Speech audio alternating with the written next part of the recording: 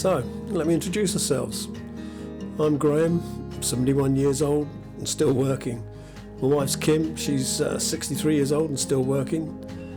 And I guess we're using this channel to help us with our work-life balance, really.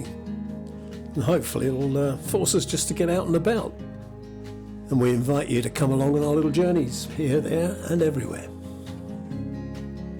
We have some unique challenges getting out and about, as the levels are really floodplains and agricultural land, so often there are many obstacles to our little roads around here. Flooding and agriculture go hand in hand on the Somerset Levels, and even in the last year we've had a couple of times where our little road, as you can see from here, it's been completely flooded. And regularly on my way to work, you just got to put up with the fact you're going to be stopped by a herd of cows, or in some cases sometimes just sheep moving from field to field. But it's just one of the beauties of the Somerset Levels that you learn to live with and learn to love.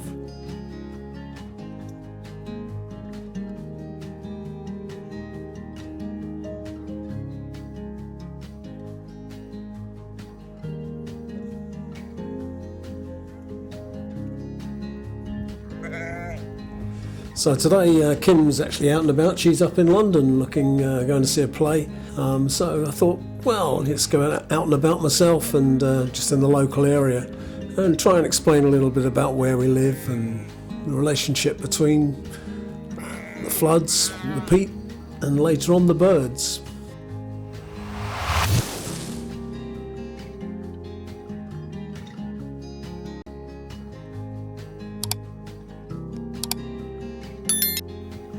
So the Somerset Levels was an area of about 160,000 acres or 650 square kilometres, and it's bisected by the Polden Hills in the south and the Mendips really in the north.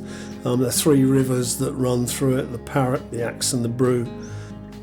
Most of the area was below sea level after the Ice Age, but as the sea levels decreased, obviously the fresh water came in and it turned into a very boggy wetland, and the formation of peat over many years created a boggy peat area. Efforts to reclaim it probably started in Roman times, although there's no real honest records of that.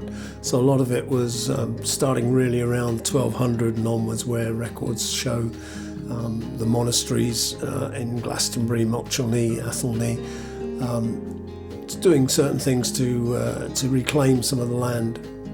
By the year 1500, it was said to be 70,000 acres of floodable land, of which 20,000 acres had been reclaimed. Between 1785 and 1791, much of the lowest part of the peat moors were enclosed.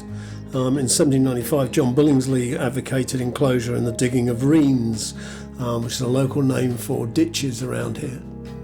Much of that landscape of artificial reens and drainage ditches is still visible today as you walk around. In fact, the whole area relies on it to keep it drained. First steam pumping stations the first one was at Weston's Oil and Pumping Station in 1830. That's followed by more effective ones from 1860. Of course, it's all electric pumps today, helping to drain the land. So with the drainage of the land, peat became accessible, a perfect fuel source for people, and obviously it was hand dug for many years across the whole of the Somerset Levels. By the late Victorian period, the Eclipse Peat Company was the main commercial extractor of peat. The introduction of plastic packaging in the 1950s allowed the peat to be packed without rotting, which led to the industrialisation of peat extraction during the 60s. Basically to meet the demand for peat for horticulture. This, however, did have a big impact on the delicate ecosystem of the Somerset Levels, and there's an awful lot of debate. I'm not going to go into it now, maybe on another vlog. Now, I took this drone footage today at Godwin's on the Levels, showing the old peat workings that have now been returned to wetland habitats by reflooding them, and in some cases fishing in carp lakes. So yeah, it's one way of giving back what they've taken from the land.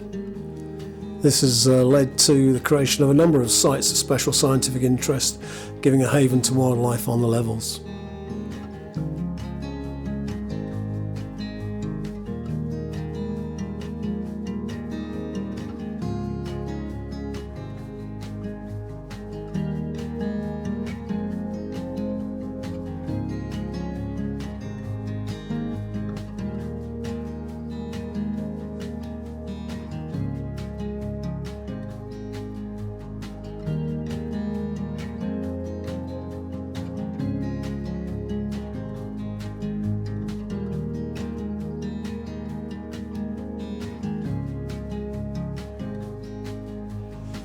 So one of the benefactors of the peat and the floods is the RSPB, who have set up a fantastic place to visit. So today's Out and About is at Ham Wall on the Levels. This time of the year in January it's very, very busy because people come in their hundreds to come and see the starling murmurations, which are enormous in this location. So yeah, I've got here early, have a chance to have a quick look around and then get away before the crowds hit it. So Ham Wall is it's just a great place to visit, a perfect wetland habitat for birds. It's easily accessible from all abilities, old, young, and also wheelchair friendly. There are some nice tracks. There's some areas which actually today were barriered off because they're a bit too boggy to walk on. But most areas are very accessible. Remember, this is January, the time of year. It's a great place to bring the kids. They have lots of little activities for children, things to see, collect and look out for on the way round.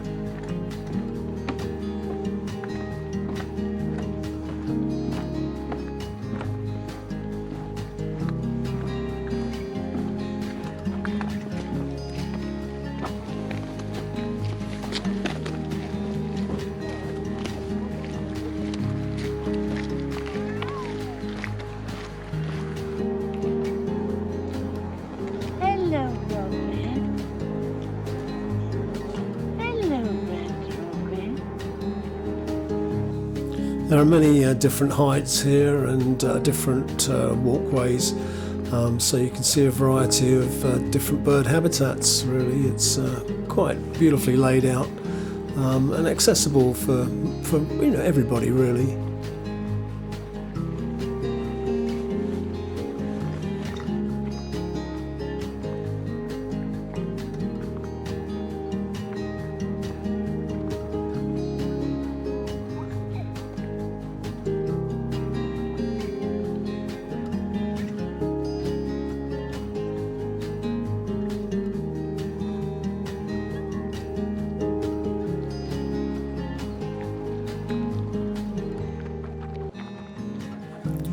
Just as I was passing here, there was a marsh harrier which was on the hunt. I managed to get my camera out, but it was a long way away by the time I managed to get a photograph of it.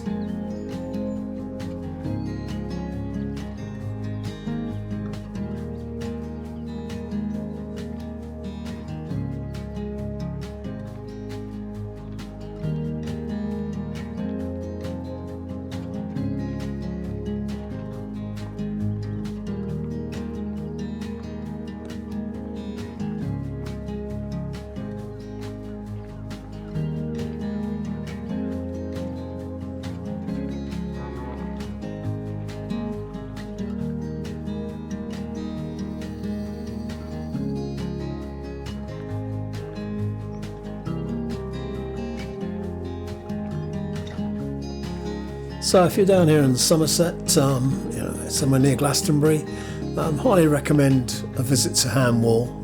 Absolutely beautiful, whether you're interested in birds or not. It's just a great time to spend some hours down by the water's edge with a wide variety of incredible birds, including the famous bittern, which is regularly heard booming out around here. So yeah. It's a great day out for you and all the family. There's even a nice little local pub very close by that you can walk to, called the Railway Inn. Anyway, it was time to get off before the crowds arrive for the starling murmurations and get back home for a cup of tea.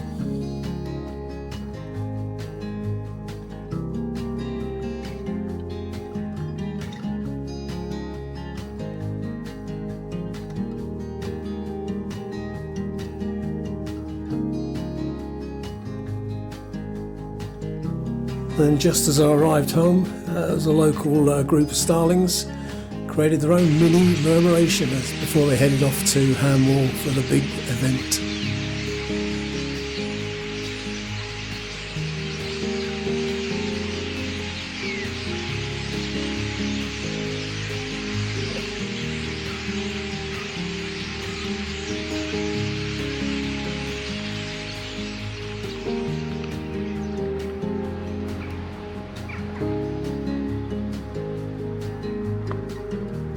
Well, if you enjoyed that, please click like and subscribe to the channel so you can see some more of our Graham and Kim's out and about.